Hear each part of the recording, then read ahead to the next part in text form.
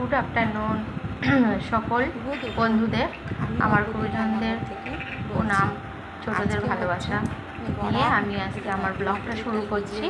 এটা হচ্ছে ডালের বড়া করে, এটা আলু দিয়ে ডালনা করব।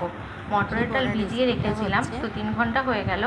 ভেজানোর পরে ডালটাকে তুলে নিয়ে ছেঁকে নিয়ে আর কি মিক্সিতে গ্রাইন্ডারে করে নিয়েছি। এটা পেস্ট হয়েছে আর এটা পেস্ট করব। এর সাথে দেব একটু আদা বাটা আর একটু লঙ্কা, কাঁচা লঙ্কা একসাথে দিয়ে এটা পেস্ট করব। তারপরে দেখাচ্ছি কি করে কি করব, ঠিক আছে? দেখো বড়া এই ডালটা কিন্তু পুরো পেস্ট হয়ে গেছে, ঠিক আছে? পেস্ট করে নিয়েছি। এর মধ্যে দিলাম একটু হলুদ গুঁড়ো, একটু মিষ্টি, একটু হিং, ঠিক আছে? সব কিছু দিয়ে এটাকে ভালো করে মিশিয়ে নেব।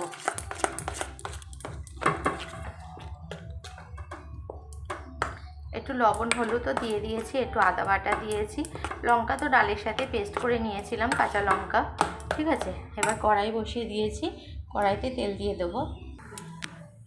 দেখো কড়াইতে কিন্তু সাদা তেল দিয়ে দিচ্ছি বড়াগুলো ভাজার জন্য। আর এখানে বড়া করে আলু ডুমো ডুমো করে কেটে নিয়েছি, একটু প্রেসার কুকারে একটু সিদ্ধ করে নেব। এটা কিন্তু আলু দিয়ে বড়াতে একটা তরকারি বানাবো। দেখো তেল গরম হয়ে গেছে, বড়াগুলো কিন্তু একে একে এর মধ্যে ছেড়ে নিয়েছি। বড়াগুলো কিন্তু বেশ লাল লাল করে ভাজা হয়েছে, এমনকি ফুলে উঠছে।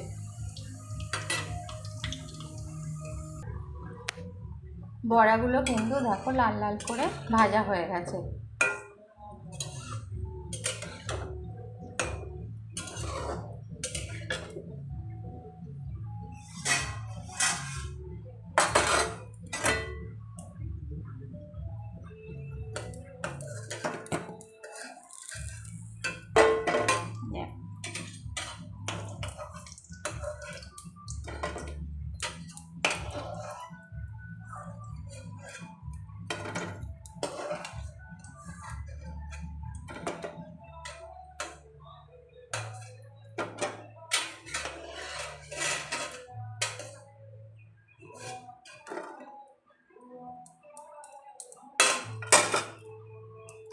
বেশ মচমচে হয়েছে,